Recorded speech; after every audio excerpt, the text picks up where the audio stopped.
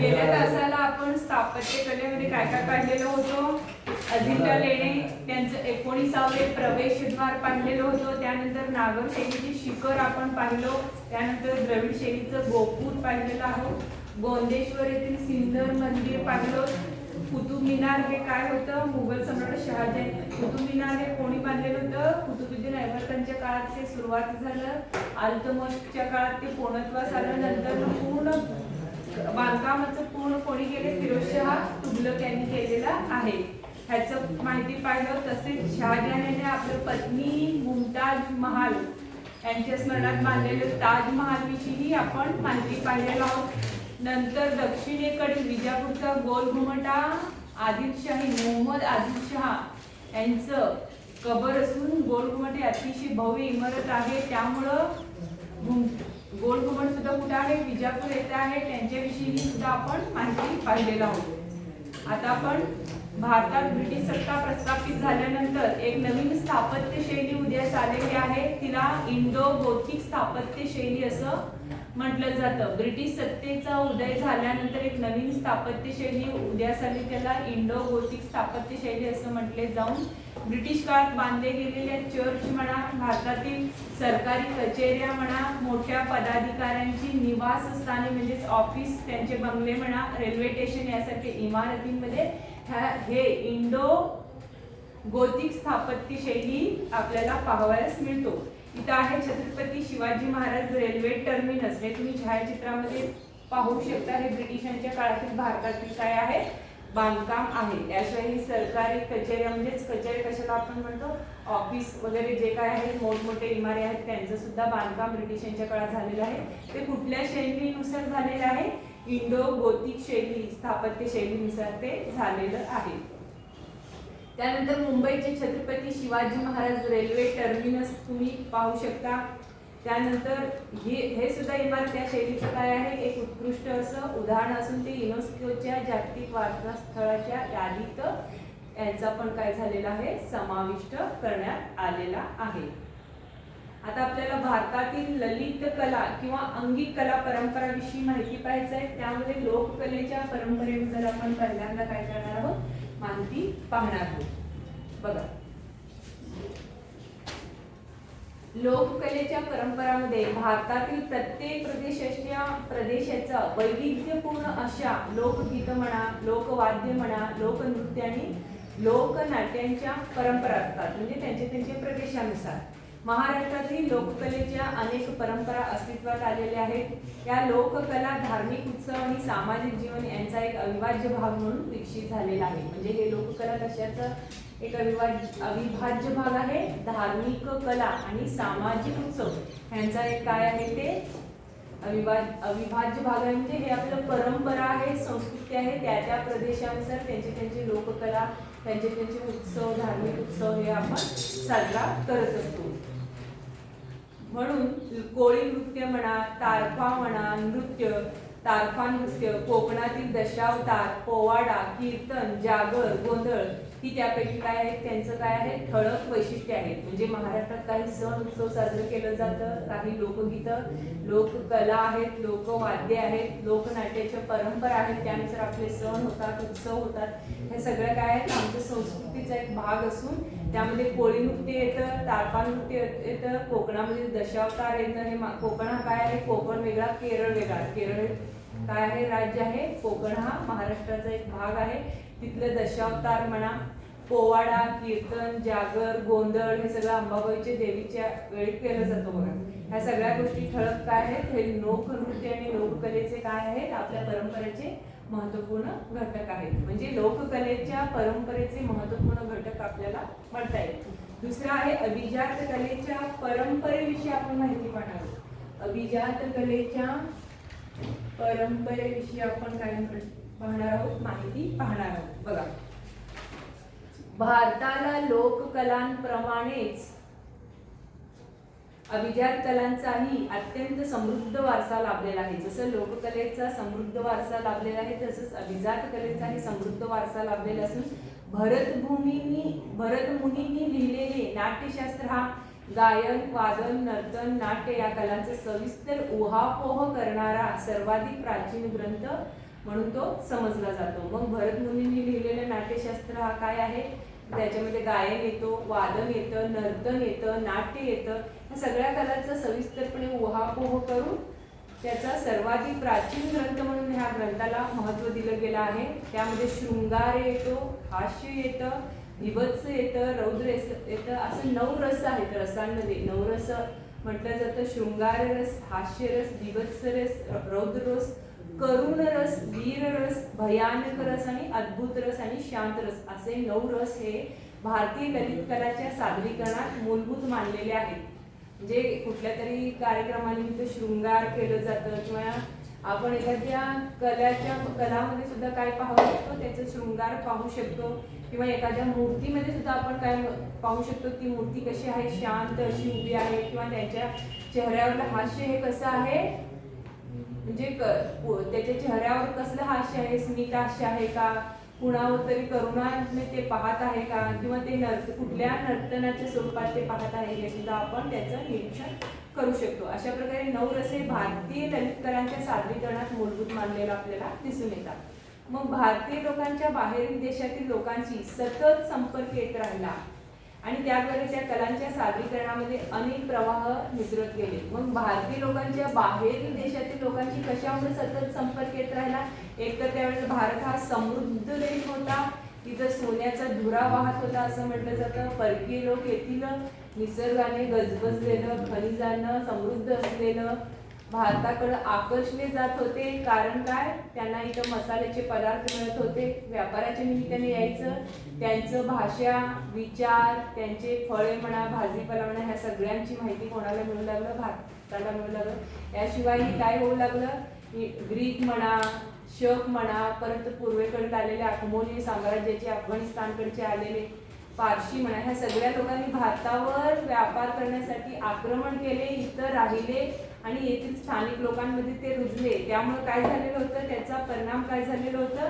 येथील लोकांमध्ये नवीन गोष्टी माहीत होऊ लागलेल्या होत्या. म्हणजे बाहेरील लोकांशी या लोकांची सतत कुठल्या ना कुठल्या आक्रमणाच्या निमित्ताने वगैरे कारण संपर्क येत असल्यामुळं त्याद्वारे ह्या कलांच्या सादरीकरणामध्ये, भारतीयांच्याच पूर्वीच्या कलांच्या सादरीकरणांमध्ये अनेक नवीन कलाचा प्रवाह हे मिसळत गेलेले आहेत. त्यामुळे ते अधिकच येथील लोकांचं कला हे काय झालेलं आहे? समृद्ध होतं गेलेलं आहे.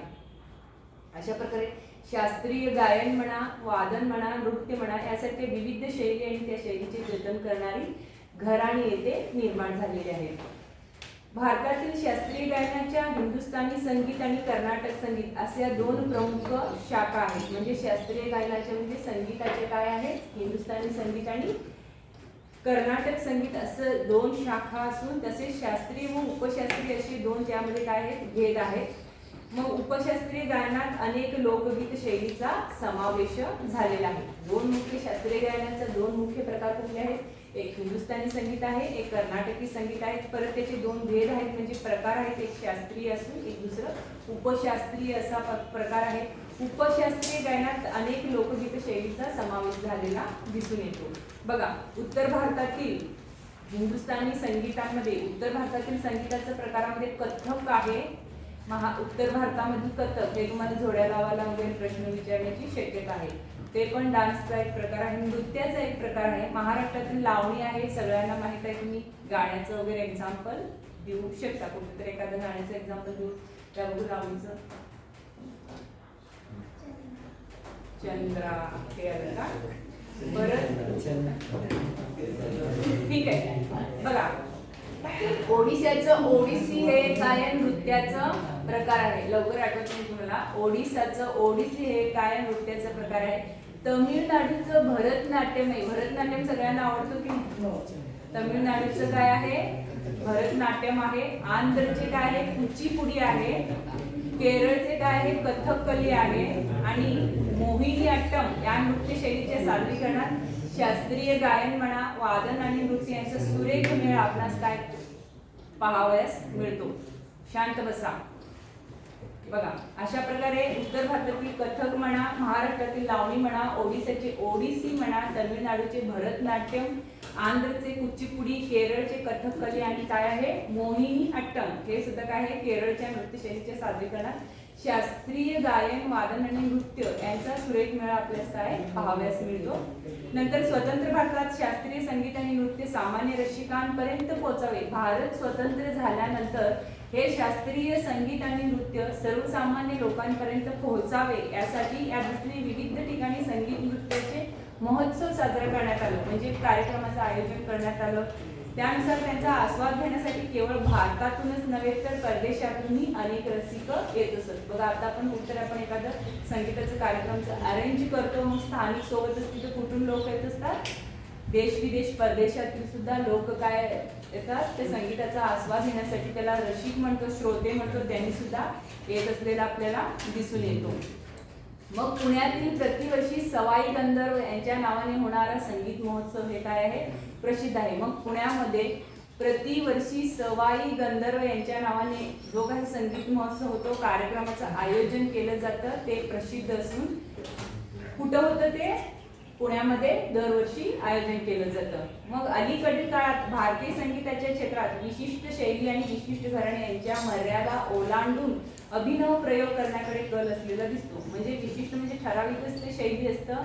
भारतीय संगीताच्या काळात त्यांची विशिष्ट शैली किंवा विशिष्टच घराण्यामध्ये संगीत गायलं जातं, ह्याची एखादी मर्यादा एक सीमा ओलांडून अभिनव म्हणजे नवीन प्रकारे त्याच्यामध्ये प्रयोग करण्याचा कल आलेला दिसून येतो. त्यामध्ये पाश्चात्य संगीत आहे, पाश्चात्य नृत्य आहे, यांचा मेळ भारतीय संगीताचे घालण्याचा प्रयत्नही केला जातो. म्हणजे फॉरेन म्युझिक त्यांचं काहीतरी प्रकार आहे, मग आपल्याला शास्त्रीय संगीत आणि त्यांचा मेळ घालूनच नवीन एखादं गाणं निर्माण केलं जातं, नवीन एक शैली निर्माण केली जाते, यांच्यामध्ये जास्त भर घालण्याचा त्यांनी प्रयत्न केलेला आहे. मग अशा प्रकारे नवीन शैली विकसित करणाऱ्या कलाकारांमध्ये उदय शंकर यांचे नाव प्रामुख्याने आपल्याला घ्यावं लागते. मग त्यांनी भारतीय शास्त्रीय नृत्य आणि युरोपीय रंगभूमीवरील नृत्य नाट्य परंपरा याचा मेळ घातलेला आहे. कोण उदय शंकर हे काय केलेले आहेत, भारतीय शास्त्रीय संगीत आणि युरोपीय रंगभूमीवरील म्हणजे नृत्य नाट्य त्यांचं डान्स वगैरे त्याची परंपरा याचा मेळ घालून त्यांनी नवीन एक शैली निर्माण करण्याचा प्रयत्न केलेला आहे. त्याचबरोबर त्यांनी त्यांच्या शैलीमध्ये लोकनृत्याच्या विविध शैलींनाही काय केलेले आहे स्थान दिलेले आहेत. अशा प्रकारे भारतीय ललित कलांच्या सादरीकरणाचे क्षेत्र अशा तऱ्हेने विस्तारताना आपल्याला दिसतो. म्हणजे अशा प्रकारे भारतीय ललित कलांच्या सादरीकरणाचे क्षेत्र किंवा त्याच्या मर्यादा वाढून त्याचा विकास झालेला आहे, त्याचा अशा प्रकारे विस्तार झालेला आपल्याला दिसून येतो. ही गोष्ट भारतीय दृक्कलाच्या क्षेत्रातही काय झालेलं आहे सातत्याने घडत आहे. इथं आपलं काय होतं ललित कला आणि ललित कलेच्या परंपरेविषयी आपण जे काही माहिती पाहत होतो तो पॉइंट संपतोय आणि विजात कला च्या परंपराविषयी जे काही माहिती आपण पाहिलं तोही सांगतो. आता आपल्याला कला, उपयोजित कला आणि व्यवसायाच्या संधी या मुद्द्यावर काय करायचं आहे चर्चा करायचं आहे. बघा त्यामध्ये पहिल्यांदा आपल्याला काय पाहायचं आहे कलाबद्दल माहिती पाहायचं आहे. कलेचा इतिहास ही एक ज्ञान शाखा आहे. मग कलेचा इतिहास हे काय आहे, कला हे काय आहे आपलं ज्ञानच आहे. मग त्या क्षेत्रात संशोधनाच्या आणि व्यवसायाच्या संधी उपलब्ध होऊ शकतात. मग कलेच्या क्षेत्रात संशोधनाच्या आणि व्यवसायाच्या संधी उपलब्ध होतात. कशा प्रकारे तर कला आहे एवढे त्यांचे काय संगीतामध्ये काय 7 स्वर आहेत. मग तेवढ्यावर कळते का 7 स्वरावरून कित्येक प्रकारचे राग त्यांनी वापरून किती प्रकारचे गाणे वगैरे त्यांनी निर्माण करतात ना की नाही. 7 स्वरावरून अनेक प्रकारचे तालबद्ध लयबद्ध असं त्यांनी गाणे बसवतात, नवीन म्युझिक तयार करतात. म्हणजे हे विषय काय आहे संशोधन करतात, नवीन काहीतरी त्यांनी क्रिएटिव्ह करण्याचा प्रयत्न करतात. आणि व्यवसायाचा म्हणजे व्यवसायाच्या संधी म्हणजे गाण्याच्या क्षेत्रात आपण अतिशय सुंदर गाणे म्हणू शकतो किंवा सुंदर म्युझिक करू शकतो. नवीन काही निर्मिती करण्याची संधी कशामध्ये आहे कलेच्या क्षेत्रात आहे आणि निर्मितीच्या माध्यमातूनच आपला व्यवसाय सुद्धा होऊ शकतो, ते व्यवसायाचा विकास सुद्धा होऊ शकतो. अशा प्रकारे कलेच्या क्षेत्रात आपल्याला काय आहे व्यवसायाच्या आणि संशोधनाच्या संधी आपल्याला उपलब्ध होऊ शकतात. पहिला आहे कलेच्या इतिहासाचे अभ्यासक पत्रकारितेच्या क्षेत्रातही काम करू शकतात. बघा कला म्हणजे फक्त संगीतच असू शकतो का, मी सांगितल्या प्रकारे कला कुठल्याही क्षेत्रामध्ये असू शकतो. मग एखाद्या कलाचा इतिहासाचा अभ्यासक असेल तर तो पत्रकारितेच्या क्षेत्रामध्ये सुद्धा तो काय करू शकतो काम करू शकतो. ते त्यांच्या कलेवर ते डिपेंड असतं. मग दुसरं म्हणजे कला वस्तूच्या खरेदी विक्रीचे एक स्वतंत्र जग आहे. म्हणजे एखाद्या कला वस्तूचं खरेदी विक्री करण्यासाठी त्याचं काय आहे, एक जग आहे. तिथे कला वस्तूचं मूल्य ठरवण्यासाठी ती कला वस्तू नकली नाही ना हे पारखण्याची आवश्यकता असते. त्यासाठी कलेच्या इतिहासाचा सखोल अभ्यास असणाऱ्या तज्ज्ञांची आवश्यकता असते.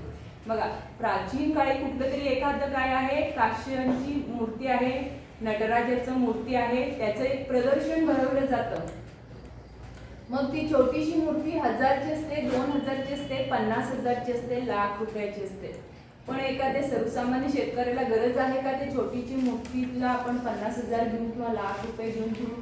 ज्यांना पैशाची तरी त्यांना श्रीमंती आहेच, ऑलरेडी कलेचं महत्व आहे, त्याला पडते. मग त्यांनी काय करणार, त्यांच्यासोबत असलेले 10 जणांना सोडून सुद्धा त्या वस्तूला तो त्या काळात निर्माण केलेला आहे, त्यांच्या काळात ते तयार केलेलं आहे. मग ह्याला महत्व आहे असं कलेचं महत्व जाणणारच काय करू शकतो, तो वस्तू खरेदी करू शकतो. अशा प्रकारे ती कला नकली तर नाही ना, त्यांच्या काळातीलच आता कुठंतरी आहे.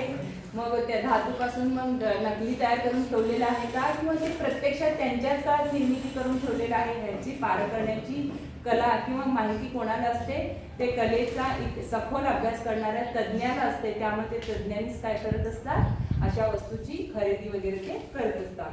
मग तिसरं आहे सांस्कृतिक वारसाचे जतन आणि संवर्धन तसेच सांस्कृतिक पर्यटन ही आता नव्याने विकसित होणारी क्षेत्रे आहेत. मग हे आपले सांस्कृतिक वारसा म्हणजे कोठे मोठमोठे वास्तू, ताजमहाल म्हणा, गोल घुमट म्हणा, ह्यासारख्या मोठमोठ्या वस्तूला आपण काय म्हणतो, वारसा, जागतिक सांस्कृतिक वारसा असं म्हणत असतो. ह्याचं आपण काय करायला पाहिजे, संवर्धन करायला पाहिजे. ताजमहाल पण काय होतं, पावसामुळे ते सल्फर डायऑक्साईड पडल्यामुळे काय होऊ लागलंय, त्याचं झीज होऊ लागलंय. परत इतरही कुठले तरी आपण किल्ला म्हणून, कुठले तरी एक राजवाडा म्हणून काय होत असते, कालांतराने ते काय होते, खराब व्हायला सुरुवात होते. अजिंठा वेल्लोरा किल्ला पण काय झालेला होता, अगोदर ते मातीखाली गाडलेला होता किंवा ते संपूर्ण ह्याच्यावर काय झालेलं होतं, गवताने ते झाकलेलं होतं. जेव्हा ब्रिटिशांनी भारतावर राज्य केले तेव्हा ब्रिटिशांचा एक अधिकारी जेम्स विलियम्स असं काहीतरी त्याचं नाव आहे, तो तिथे शिकारीसाठी गेलेला होता. शिकारीसाठी गेल्यावर तिथे काहीतरी दिसलं त्याला, खाली घरांसारखं आहे, गुफासारखं आहे. मग त्यांनी काय करतो, आपल्या ब्रिटिशांच्या सरकारकडून पैसा वगैरे घेऊन तो सगळा भाग स्वच्छ करायला लावतो तो. मग खाली एवढं मोठं अजिंठा वेल्लोराचं सह्याद्रीच्या किनारी म्हणजे सह्याद्रीच्या डोंगराच्या जवळ मोठ्या प्रमाणात अजिंठा वेल्लोराचा किल्ला आहे. हे सगळं कुठं मातीच्या खाली गाडलेलं होतं. ब्रिटिशांच्या एका अधिकाऱ्याने तिथे शिकारीसाठी गेल्यामुळे त्याच्या दृष्टिक्षेपास ते पडलं म्हणून त्यांनी काय केले, ते गुफा स्वच्छ केले, कित्येक मजुरांना लावण्यात आलं. नंतर तिथं एक गौतम बुद्धाच्या काळातील, राष्ट्रकूटांच्या काळातील खोदलेल्या लेणी होत्या, यादवांच्या काळातील खोदलेले ते 29 लेण्या होत्या. याच्याविषयी माहिती आम्हाला समजलं, आमच्या सिलेबसमध्ये आलं. आता आपण पर्यटनाचं स्थळ म्हणून पाहतो. हे सगळं आपल्या पूर्वजांनी केलेलं होतं. ते काय झालेलं होतं, त्याच्यावर गवत उगवलेले होते, झाडं उगवलेले होते, मातीच्या खाली ते गाडलेले होतं. मग ब्रिटिशांनी काय केले, ते पाहिले, त्यावर खर्च केले, स्वच्छता करून ते लोकांच्या दृष्टीस आता पर्यटनाचं स्थळ म्हणून ते काय झालेलं आहे, आपल्याला पाहावयास मिळतो. त्याचं इन्कम कोणाला मिळतं, सरकारला मिळतं. आता मग हे सगळं करावं लागतं सरकारला, जनतेला संवर्धन करून ठेवले तरच आपण काय करणार आहोत, पुढच्या पिढीला ते दाखवू शकणार आहोत. अगोदरची लोक काय तयार केलेले आहेत, त्यांच्याजवळ म्हणजे वाळू नव्हतं किंवा सिमेंट नव्हता, तरी पण त्यांनी कसं ते डोंगरामध्येच कसं ते गुफा वगैरे बनवले, ते कारागीर किती भव्य आणि असे दिव्य स्वरूपाचं कसं ते बांधकाम ते करू शकले, याच्याविषयी माहिती आपल्याला पुढच्या पिढीला समजण्यासाठी त्याचं संवर्धन करणं गरजेचं आहे. तसेच ते सांस्कृतिक पर्यटन ही आता नव्याने विकसित होणारे काय आहेत, एक क्षेत्र आहे. या क्षेत्रांमध्येही कलेच्या अभ्यासकांना अनेक व्यावसायिक संधी उपलब्ध आहेत. त्यामध्ये संग्रहालय आणि अभिलेखागार, ग्रंथालय आणि माहिती प्रसारणाचे तंत्रज्ञान, पुरातत्वीय संशोधन आणि भारतीय विद्या ही काही महत्त्वाचे क्षेत्रे असलेलं आपल्याला कळून येतं. बघा, या क्षेत्रांमध्ये कलेच्या अभ्यासकांना काय आहेत, व्यावसायिक संधी मिळतात. ज्यांना कलेविषयी आवड आहे त्यांच्या अभ्यासकांना सुद्धा यामध्ये करिअर करण्याची संधी आहे. आणि यामध्ये संग्रहालय, याला काय म्हणतो आपण, म्युझियम. संग्रहालय म्हणजे त्या त्या गोष्टीचं म्युझियम असतं. आणि अभिलेखागार, ग्रंथालय म्हणा, माहिती प्रसारणाचं तंत्रज्ञान म्हणा, पुरातत्वीय संशोधन म्हणा आणि भारतीय विद्या ही काही महत्त्वाचे क्षेत्र आहेत. इथं आपलं कलेचा विभाग संपतो. नंतर आपण माहिती पाहणार आहोत उपयोजित कला.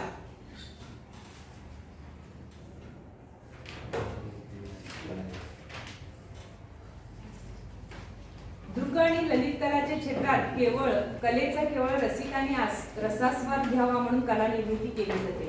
दृक आणि ललित कलेच्या क्षेत्रात काय केलं जातं?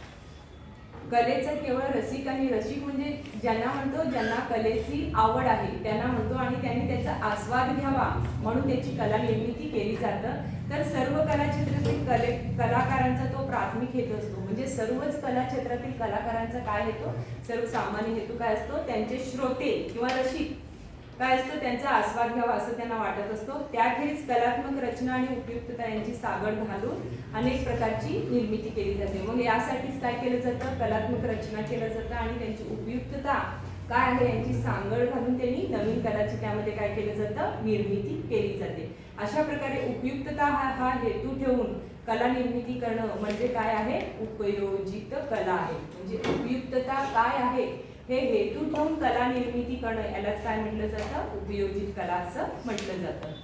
पहिलं आहे औद्योगिक आणि जाहिरात क्षेत्र, तसेच घरांची सजावट आणि सजावटीच्या वस्तू, रंगमंचावरील नेपथ्य, चित्रपट आणि दूरदर्शनवरील कार्यक्रम यासाठी आवश्यक असणारे कला दिग्दर्शन, प्रकाशन आणि मुद्रण क्षेत्रात पुस्तके, नियतकालिके, वर्तमानपत्रे यांची मांडणी, सजावट व सुलेखन, भेट कार्डे, आमंत्रण पत्रिका, वैयक्तिक लेखन सामग्री, भेटवस्तू इत्यादी अनेक गोष्टीसाठी उपयोजित कला क्षेत्रातील जाणकारांची आवश्यकता असते. म्हणजे हे सगळ्या गोष्टी काय? कला म्हणजे काय? क्रिएटिव्हिटीचाच भाग आहे की नाही? कशामध्ये तर दूरदर्शनवरील कार्यक्रम, फक्त कुठलं तरी आपण एखाद्या कार्यक्रमासाठी आपण काय करतो? प्रतिभाशक्ती पाहिजे, म्हणजे कार्यक्रम असाच केलं पाहिजे, एखादी घटना ते क्रिएट करून दाखवण्यासाठी आपण काय करतो? त्याचं शूट वगैरे करत असतो. याशिवाय कला दिग्दर्शन, प्रकाशन म्हणा, मुद्रण क्षेत्रातील पुस्तके म्हणा, एखाद्या पुस्तकाचं काय आपण साहित्य वगैरे लिहितो त्याचं काय करतो आपण? छापील म्हणजे मुद्रण करतो. याशिवाय नियतकालिके हे काय आहे? नेहमी छापलं जातं. वर्तमानपत्रे म्हणा यांची मांडणी म्हणा, त्याचं सजावट म्हणा, सुलेखन म्हणा, भेट कार्ड तयार करतो आपण, ग्रीटिंग कार्ड करतो, वेडिंग कार्ड करतो, ह्यासारखे भेट कार्ड सुद्धा हे काय आहे? उपयोजित कलांचेच प्रकार आहेत. हे फक्त आपण काय करतो? ते तयार करून ठेवायचं आहेत का? हे व्यवसायाची संधी मिळून देतं. एक मॉडेल आपण काय करतो? ग्रीटिंग कार्ड तयार करतो, मग त्याचे अनेक प्रत छापले जातात आणि कोणाच्या तरी लग्नाला ते उपयोग होतो. म्हणजे हे काय? व्यवसायाच्या संधी आहेत. भेट वस्तू आहेत, वैयक्तिक लेखन सामग्री आहे, आमंत्रण पत्रिका आहे, हे सुद्धा आपण कलेचाच एक भाग म्हणतो आणि त्यातून आपल्याला काय मिळतं? अनेक प्रत छापलं की ती व्यवसायाची संधी म्हणून मिळून जातो. अशा प्रकारे कला क्षेत्रातील जाणकारांची आवश्यकता आपल्याला असते. पुढचं बघा, पुढचं महत्त्वपूर्ण प्रकार आहे स्थापत्य आणि छायाचित्रण ही क्षेत्रेही उपयोजित कला या सदराखाली येतात. दोघांचं खूप बोलणं चाललंय, तुझं खूप बोलणं चाललंय बघा. स्थापत्य आणि छायाचित्रण ही क्षेत्रे ही उपयोजित कला या सदराखाली येतात.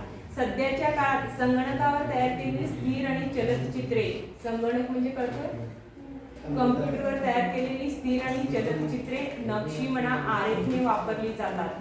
ती सुद्धा उपयोजित कलाचाच एक भाग आहे. म्हणजे त्यातून व्यवसायाची संधी आपल्याला मिळून जातो. म्हणजे दागदागिने, मौल्यवान धातूच्या कलावस्तू, रंगीत नक्षीची मातीची भांडी, बांबू आणि वेताच्या वस्तू, काचेच्या कलापूर्ण वस्तू, सुंदर कापड आणि वस्त्रे इत्यादीची निर्मिती अशी ही उपयोजित कलेची अत्यंत विस्तृत असं काय आहे? यादी आहे. म्हणजे दागदागिने म्हणजे बघा, दागिनेमध्ये पण काय असतो? सोन्याला किती किंमत आहे त्यापेक्षा त्या डिझाईनला जास्त किंमत आहे. नेकलेस आहे, मीनावर्क म्हटलं जातं. अगोदरचं नेकलेस साधे असायचे, आता किती म्हणजे त्याचा कलाकुसरीलाच जास्त किंमत द्यावं लागतं. एक तोळं ते अंगठी घेणं वेगळं, एक तोळ्याचं नेकलेस आपल्याला महागात पडतं. म्हणजे डिझाईनसाठी त्या कारागिराचं मजुरी पण त्यातून ते घेतलं जातं.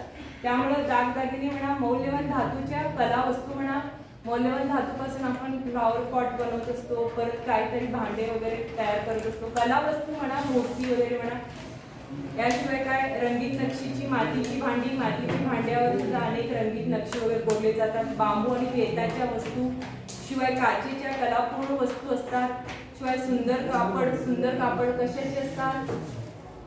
आपलं घागरा वगैरे सोडून सुद्धा सुंदर कापड, दरवाजा लावायचे पडदा असतात, किंवा राणीच्या महलमध्ये टेबल क्लॉथ असतो, ह्यासारख्या वस्तू.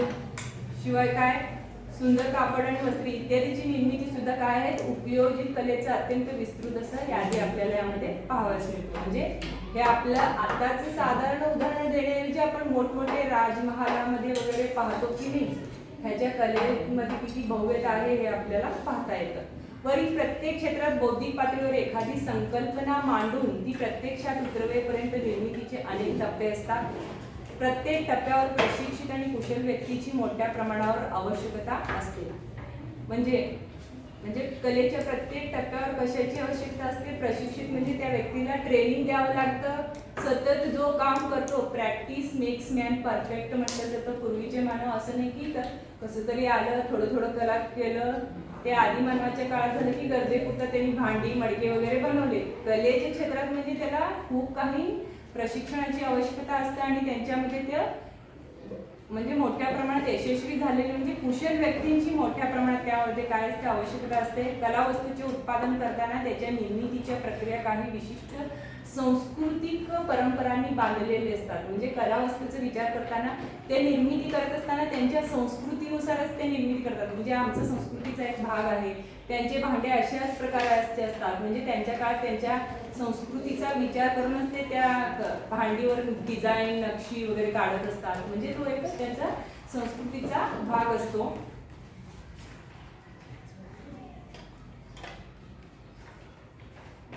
बघा, प्रत्येक टप्प्यावर प्रशिक्षित आणि कुशल व्यक्तीची मोठ्या प्रमाणात आवश्यकता असते.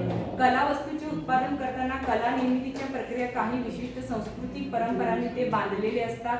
या क्षेत्रातील प्रक्रियेचा प्रत्येक टप्प्याचा विकासाचा इतिहास असतो. बघा, प्रशिक्षणाचा अभ्यासक्रमात कलावस्तूच्या उत्पादन प्रक्रियेत औद्योगिक दोघांना बाहेर जायचंय का, कलावस्तूच्या औद्योगिक आणि सांस्कृतिक परंपरांचा इतिहासाचा यामध्ये काय केलेला आहे, अंतर्भाव केलेला असतो.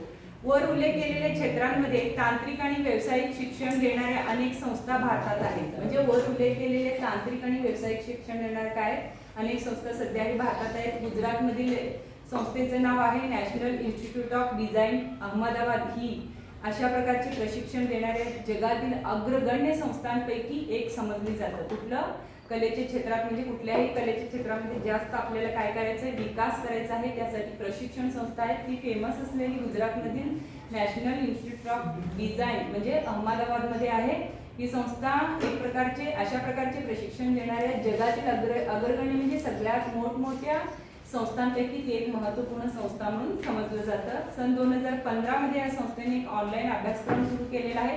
त्यानुसार आपण जॉईन करून ह्या संस्थेमध्ये जे काही कलेच्या क्षेत्रातील प्रशिक्षण दिलं जातं आपण ऑनलाईनद्वारे सुद्धा शिकू शकतो. पुढील पाठात आपण प्रसार माध्यमे आणि इतिहास याविषयी माहिती पाहणार आहोत.